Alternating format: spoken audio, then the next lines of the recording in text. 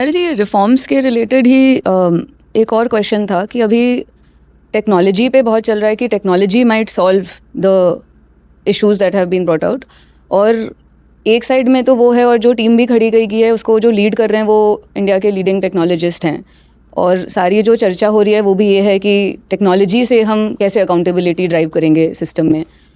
और एक दूसरा जो है वो है ये फास्ट ट्रैक कोर्ट का।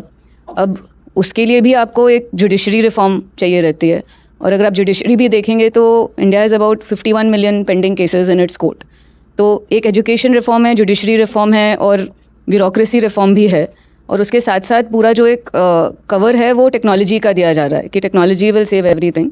और एक बहुत इंटरेस्टिंग जो मैं पढ़ी थी वो ये था कि एक IIT मद्रास के प्रोफेसर ने कहा है that human integrity and not technology is the real issue behind the whole thing that has happened. तो उनका ये स्टेटमेंट काफ़ी जब टेक्नोलॉजी नहीं थी, जितनी आज अवेलेबल है उससे भी कम थी, तो और ज़्यादा फिर लीक्स हुई होंगी शायद।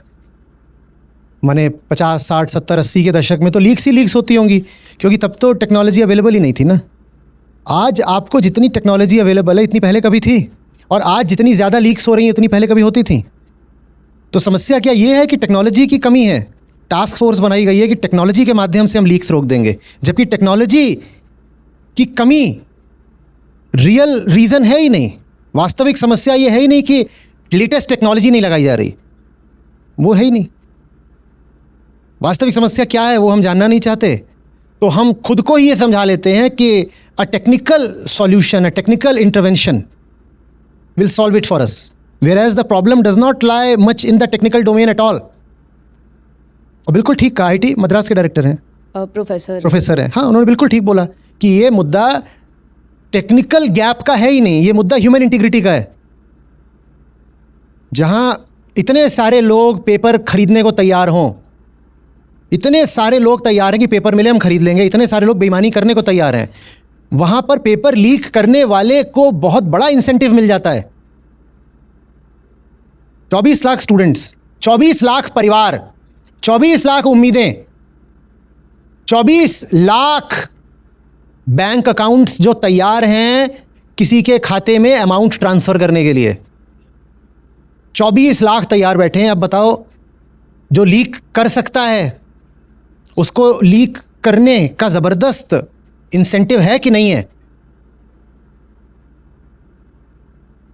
जब तक इंसान के भीतर की बेईमानी को तुम संबोधित नहीं करोगे, तब तक ये सोचना कि ऐसी टेक्नोलॉजी वैसी टेक्नोलॉजी, इंसान ही तो बना रहा है टेक्नोलॉजी, दूसरा इंसान उस टेक्नोलॉजी का हैक नहीं निकाल लेगा क्या?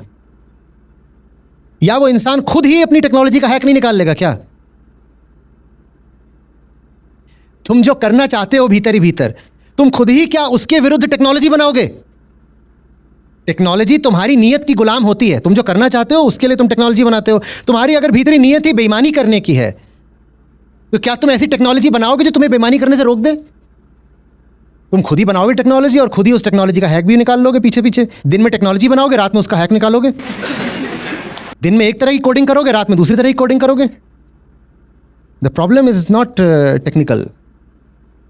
और अभी करेज की बात हो रही थी। Real courage lies in admitting that the problem is not technical. आपको ये स्वीकार करना होगा कि वास्तविक समस्या जो है एजुकेशन ऑफ द सेल्फ की है। वास्तविक समस्या ये है कि पेरेंट्स ही एजुकेटेड नहीं है। वास्तविक समस्या ये है कि माँ बाप और बच्चों में असली प्यार है ही नहीं। वास्तविक समस्या ये है कि पूरा समाज अंधा है। इसे ये नहीं पता शादी हम क्यों कर रहे हैं, इसे नहीं पता हमने बच्चा क्यों पैदा कर दिया, और जब बच्चा पैदा हो जाता है तो फिर उसको धकेलने लग जाता है कि जा तू डॉक्टर इंजीनियर बन, या IAS बन, या CA बन, या कुछ कर, हमारा नाम रोशन कर। है नहीं गाना, मेरे बाद भी इस दुनिया में जिंदा मेरा नाम रहेगा, जो भी तुझे देखेगा तुझे मेरा लाल कहेगा। पापा कहते हैं। अरे नहीं, वहाँ पापा कहते हैं बड़ा नाम करेगा बेटा हमारा, ऐसा। तुम्हें अपना नाम करना खुद कर लो, उसके ऊपर काहे चढ़ रहे हो? तुमने उसको इसलिए पैदा करा था, तुमने उससे पूछा था पहले कि तुझे पैदा कर रहा हूं, अब तुझे मेरा नाम करना पड़ेगा। जब बच्चे को पैदा करते हो तो उससे लिखवा लिया करो ना कि तुझे हम पैदा कर रहे हैं और तुझे हम परवरिश इसी शर्त पे देंगे कि तू आगे हमारे कहे अनुसार गुलामों की तरह जिएगा। ये पहले उससे कॉन्ट्रैक्ट कर लिया करो। बस एहसान जताते रहते हो कि हमने तुझे पैदा करा है, हमने तेरी परवरिश में इतना पैसा खर्च करा है। उसने एप्लीकेशन दी थी, पैदा करो, अब इतने पैसे खर्च करो, अब ये करो, अब वो करो। वो रिक्वेस्ट करने आया था।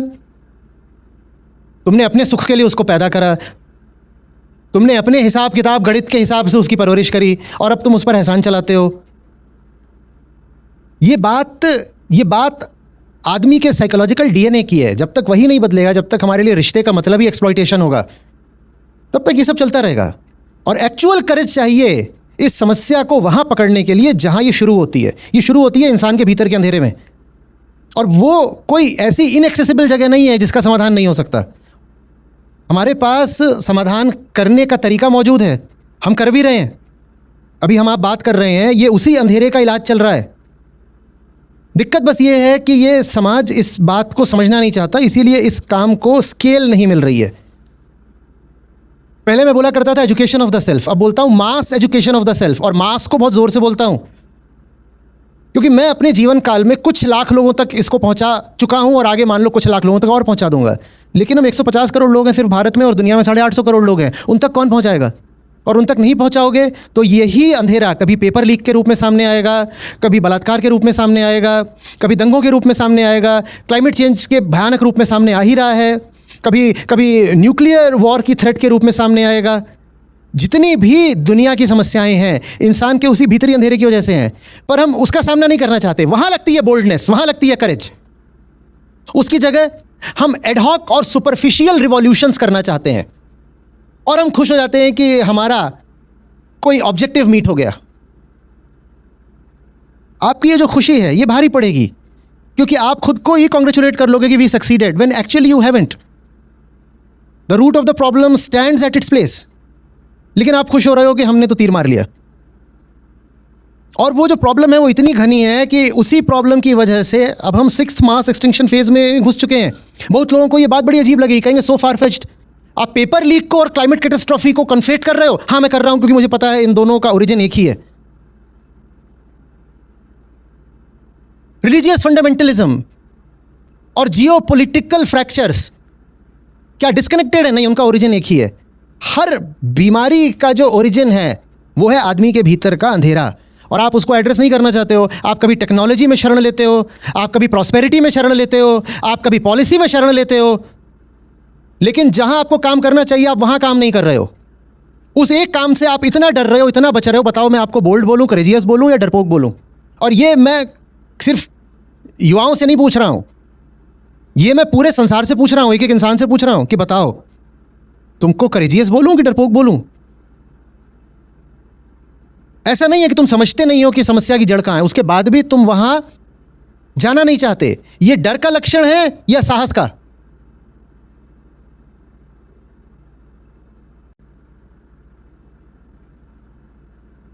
जैसे आचार्य जी, वो जो बहुत सारे कमेंट्स आ रहे हैं इंस्टा में, उसमें लोग बहुत ज़्यादा ये बोल रहे हैं कि आप क्यों बोल रहे हो कि इसके पीछे क्यों दौड़ रहे हो, मतलब रैट रेस में क्यों लगे हुए हो, खाली किसी ने बोल दिया कि नीट की परीक्षा में बैठना है तो बैठ रहे हो। तो बहुत सारे कमेंट्स ऐसे हैं जो ये बोल रहे हैं कि बट ऑप्शन क्या है? 4 ही तो एग्जामिनेशन होते हैं इंडिया में, सीट्स इतने ही हैं। देखो कि उन्होंने तुमको साइकोलॉजिकली कितना कैप्चर कर लिया है, कितना एंस्लेव कर लिया है कि अतीत ने, समाज ने तुमको जो 4 ऑप्शन दिखा दिए, तुम 4 के आगे कुछ देख ही नहीं पा रहे। ये कितनी गहरी साइकोलॉजिकल हैंडीकैप है, बॉन्डेज है कि 4 ही तो होते हैं। 4 होते हैं, तुम्हें कैसे पता 4 होते हैं? बताओ कैसे पता तुम्हें कि 4 होते हैं? क्योंकि 4 हैं जो तुमको पियर्स ने बता दिए, पापा ने बता दिए, स्कूल ने बता दिए। किसी ने बताया नहीं तुम्हें कि एक अलग जिंदगी कैसी हो सकती है, तो वो तुम्हारे दिमाग में भी नहीं आ पा रहा। तुम कह रहे हो हमें वही तो रिपीट करना है जो हमारे पेरेंट्स ने करा था। वास्तविक फ्रीडम कुछ होती है, ये तुम समझ ही नहीं पा रहे। मैं चाहता हूं कि सिर्फ युवा नहीं, हम सब वास्तविक फ्रीडम, वो स्वतंत्रता हम सबका हक है, वो हमें मिले। पर उससे बचने के लिए हम कोई भी तर्क ईजाद करेंगे कि साहब अब मुझे तो एग्जाम तो देना ही है ना, क्योंकि 4 ही तो एग्जाम होते हैं, और उन 4 एग्जाम्स के अलावा तो कोई ऑप्शन ही नहीं होता। 4 तो पता नहीं, पर मेरे समय में 3 हुआ करते थे, जिनको कहते थे कि इन 3 में से कोई एक भी निकाल ले तो अरे जिंदगी बन गई, उसकी जिंदगी बन गई, इन 3 में से कोई एक भी निकाल ले। IIT, IIM, IAS, UPSC exam. आपके सामने जो बंदा खड़ा है उसने तीनों ही निकाले थे, और तीनों को छोड़ करके आपके सामने खड़ा हुआ है। तो तो तुम कैसे कह रहे हो कि इन 4 एग्जाम्स के अलावा ज़िंदगी में और होता क्या है? खड़ा हूं तुम्हारे सामने सबूत बन के कि कुछ होता है। मैं नहीं कह रहा, मैं जो कर रहा हूं वही तुम भी करो। तुम देखो कि तुम कुछ और कर सकते हो। किसी ने तुम्हें बांध नहीं रखा है उन्हीं 4 एग्जाम्स के रास्ते पर चलने के लिए। खोजो अपने लिए कोई 5वां रास्ता, 6ठा रास्ता, 7वां रास्ता खोजो। पर उनको आचार्य जी जेन्युइनली लगता है कि जैसे आप कोई एग्जांपल ले लीजिए, जैसे आर्ट्स ले लीजिए या डिफेंस ले लीजिए या कॉमर्स ले लीजिए, कि उसमें पैसे नहीं मिलते हैं। मतलब एक बेसिक जो सैलरी होती है, जॉब होती है, वो भी नहीं मिलते हैं। तो वो बहुत, मतलब मैं कैसे बताऊं, सारे कमेंट्स वही हैं कि बोलना बहुत आसान है बट है नहीं। पैसा तुम्हें कोई नहीं दे देगा। तुम अगर इंजीनियर या डॉक्टर बन के भी बैठ गए हो तो पैसा कोई भी तुम्हें तब देता है जब तुम उसे एक जेन्युइन वैल्यू डिलीवर करते हो। नहीं तो हम भारत में जानते हैं कि इंजीनियर्स का अनएम्प्लॉयमेंट रेट कितना है, हम अच्छे से जानते हैं। और यहाँ पर हर कोटि के बेरोजगार घूम रहे हैं, वकील भी घूम रहे हैं जिनके कुछ नहीं है, डॉक्टर भी घूम रहे हैं जो कह रहे हैं कि ये इतना सब कुछ कर लिया, MBBS कर लिया, MD कर लिया, इतने पैसे भी लगा दिए, सब कर लिया, उसके बाद भी इसमें रिटर्न्स क्या आ रहे हैं? बहुत पीनट्स हैं। आपको क्यों लग रहा है कि आप कोई ऐसा काम नहीं कर पाओगे जो दूसरों की नज़र में उपयोगी हो? आपको क्यों लग रहा है कि आप दूसरे की ज़िंदगी में कोई वैल्यू एडिशन नहीं कर सकते? और दूसरे की ज़िंदगी में वैल्यू एडिशन करोगे तो खुद ही आपको इतना दे देगा कि आपकी भी अपनी ज़िंदगी, आपकी जो भी फाइनेंशियल रिक्वायरमेंट्स हैं वो चल जाएंगी। अब देखो, ये सवाल क्या डर का सूचक नहीं है कि मेरा क्या होगा, मेरी रोटी नहीं चलेगी, मेरी रोटी नहीं चलेगी? ये तो गहरे फियर से आ रही है ना बात। फिर आप बोलते हो कि हम करेजियस हैं। आप करेजियस कहाँ हो? आप तो डरे हुए हो। ये वो करेज है जो फियर को ढकने के लिए इस्तेमाल की जाती है। ये वो कॉन्फिडेंस है जो फियर को सप्रेस करने के लिए इस्तेमाल किया जाता है। इसमें फियर कहीं चला नहीं जाता, बस फियर छुपा दिया जाता है। मैं कह रहा हूँ हमें फियर छुपाना नहीं है, हमें फियर की जड़ तक जाना है और फियर मिटा देना है।